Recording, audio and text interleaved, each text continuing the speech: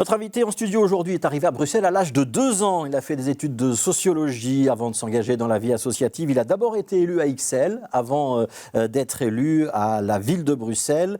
Échevin de l'environnement et de l'énergie, puis échevin du logement et de l'égalité des chances. Il a succédé à Karine Lallieu à la présidence du CPS en 2020, lorsque Karine Lallieu est devenue ministre, président donc du CPS de Bruxelles et aussi de la Fédération bruxelloise des CPS. Nous accueillons Khalid Zian. Bonjour Khalid Zian, merci d'être avec nous. J'aurais pu ajouter à votre portrait que vous êtes membre du Parti Socialiste depuis plus de 30 ans, si je ne me suis pas trompé. Alors lorsque Paul Magnette dit dans une interview hebdomadaire néerlandophone qu'il serait souhaitable que la Belgique sorte de l'e-commerce, il gaffe, il ne gaffe pas, il faut le prendre au mot? Je pense qu'on lui fait un mauvais procès. On s'est sans doute attaché davantage à la forme qu'au fond. Ce que Paul Magnette a voulu pointer du doigt, c'est la dérégulation du droit du travail que le patronat essaie sans cesse d'attaquer pour effectivement augmenter la flexibilité du travail, alors qu'on sait que les conditions de travail de nuit, c'est des conditions qui sont très pesantes sur les travailleurs et qui ont un impact extrêmement important sur leur santé, tant physique que psychologique. Ça veut dire qu'il faut réguler, encadrer, limiter ce travail de nuit. Aujourd'hui, il est régulé à partir de 20h. Les entreprises demandent à ce que ce soit plutôt minuit. Ça veut dire que vous souhaitez qu'on reste à partir de 20h. À partir de 20h, c'est du travail pénible. C'est ça, exactement. Et ce que Paul Magnette a exprimé hier, c'est tout simplement la position que nous avons depuis très longtemps au sein du Parti Socialiste. Et c'est même la position qui était inscrite au programme des dernières élections. Même si l'essor de l'e-commerce, c'est une réalité, qu'on l'a vu avec le Covid-19, que de plus en plus de consommateurs font appel à des achats en ligne et que ça peut représenter des emplois qui, s'ils ne seront pas en Belgique, iront peut-être aux Pays-Bas? Oui, bien entendu. Le but, c'est pas, bien entendu, personne, et tout le monde en convient, il ne faut pas supprimer l'e-commerce, mais il faut garder un droit de protection des travailleurs. Moi, ce que je peux vous dire, c'est si vous allez dans les plateformes de distribution chez Amazon, on retrouve des conditions dignes, des conditions de travail dignes du 19e siècle. Ils n'ont même pas la possibilité d'avoir une pause pour aller aux toilettes, les travailleurs, parce qu'il faut soutenir un rythme de travail infernal. Ça, ce sont les conditions du 19e siècle. Et ça, nous n'en voulons pas, parce que notre droit social ici en Belgique est extrêmement protecteur. Et nous nous battrons pour le conserver. Alors, on va parler du prix de l'énergie, qui est directement lié donc, à votre compétence de président de CPS.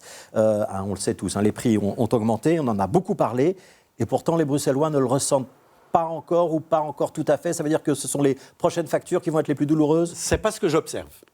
J'observe qu'au courant du dernier trimestre de l'année 21, on a eu une augmentation quand même assez importante, de l'ordre de plus de 25% d'augmentation des demandes qui sont adressées en matière d'aide d'énergie. Mais comme vous le dites, effectivement, les factures de régularisation vont arriver, là maintenant, au courant de cette année-ci, certains à partir du mois de février, au mois de mars. Et là, c'est clairement la catastrophe qui va être annoncée. La catastrophe? Oui, parce que simplement, on peut déjà voir que les prix ont triplé.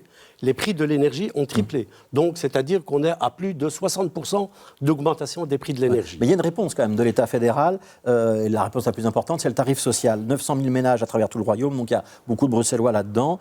Il est en place depuis l'automne, il va être prolongé. Théoriquement, c'est attribué automatiquement. Est-ce que tous ceux qui ont droit à ce tarif social, donc notamment les allocataires sociaux et les bénéficiaires du statut BIM, donc l'intervention majorée, théoriquement, ils l'ont tous, c'est automatique ou est-ce qu'il faut faire des démarches? Ce n'est pas automatique. Justement, ce n'est pas automatique. Pour une certaine catégorie de population, c'est automatique, comme les bénéficiaires du revenu d'intégration sociale, les bénéficiaires de la GRAPA, les bénéficiaires d'une prime handicapée, donc, si on d'une allocation d'handicapé. Pour eux, c'est automatique. Mais l'élargissement a été fait au niveau d'une population qui peut aussi y prétendre. Et celle-là, elle n'est pas au courant. Donc il faut se renseigner auprès de son CPS.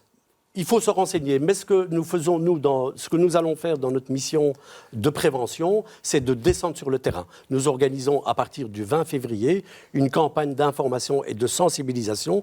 Nous allons sillonner les marchés de la ville de Bruxelles. Nous allons aller à l'encontre des citoyens, de tous les citoyens. J'insiste bien, parce que le CPS est un service public qui s'adresse à tous, même à des gens qui ponctuellement à un moment, ne savent pas faire face à une demande croissante de leur facture d'énergie, même à eux. Je pense. Ouais. Ça veut dire que je pourrais ne pas être dans les conditions pour avoir le tarif social, mais je pourrais avoir une aide ponctuelle sur un mois ou deux de la part du CPS. Ça, c'est possible. Et dans l'accueil qu'on organise, on pourra voir à ce moment-là avec vous si vous pouvez bénéficier du tarif social. Ça, il y a des gens qui ne sont pas au courant, effectivement, notamment chez les pensionnés. Ce n'est pas automatique, il faut le demander. Et là, le CPS peut introduire une démarche au bénéfice de ces populations-là, soit pour bénéficier du tarif social, soit pour bénéficier de ce qu'on appelle le statut de client protégé. Alors, le grand stress pour beaucoup de consommateurs, c'est aussi le gaz. Hein. C'est dommage que la TVA sur le gaz ne soit pas descendue à 6%, comme l'électricité. Exactement. Je salue la prime de 100 €. Bon, ce n'est pas une mesure ciblée, c'est une mesure générale, je la salue. Malheureusement, le gouvernement fédéral a décidé de rabaisser la TVA à 6% uniquement pour l'électricité. Il se fait qu'à Bruxelles, nous consommons surtout du gaz pour se chauffer, pour se nourrir. Et là, malheureusement, c'est la part la plus importante de la facture d'énergie. Et là, il n'y a pas de mesure précise qui a été faite. Nous demandons au gouvernement fédéral de pouvoir bénéficier du tarif social sur l'ensemble de l'année. Parce que nous pensons véritablement... Donc, au moins jusqu'au mois de décembre, c'est ça que ça veut dire. Voilà, au moins jusqu'au mois de décembre, parce qu'il ne faut pas oublier que cette crise énergétique succède à une crise sanitaire qui a quand même vu un nombre de ménages importants avec une baisse de revenus et des difficultés. Et des difficultés croissantes. Et on va ajouter qu'il y aura aussi une petite hausse des tarifs de l'eau, une hausse d'environ 30 € par ménage. Et là, il y a un dispositif social qui est mis en place avec Vivaqua. Nous allons également en parler. Cet enjeu, je voudrais dire, M. Grosfilet, est tellement important que j'ai convoqué une conférence des présidents et des présidentes de CPAS le 25 février qui travaillera sur la question de la crise énergétique et qui fera un certain nombre de revendications au gouvernement fédéral et à la région également. Alors, il nous reste une petite minute. Je voudrais qu'on parle d'un dossier qui est peut-être un peu plus local, mais qui concerne des logements sociaux rue Haute, dans le quartier des Marolles. C'est des vieux immeubles qui datent des années 50. Il y a beaucoup de problèmes d'humidité, des pannes de chauffage visiblement.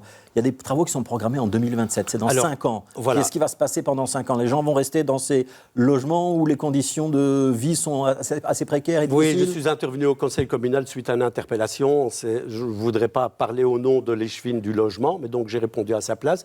Ce que je peux vous dire, parce que j'ai présidé le logement bruxellois, il y a un programme de rénovation extrêmement important qui concerne beaucoup de sites.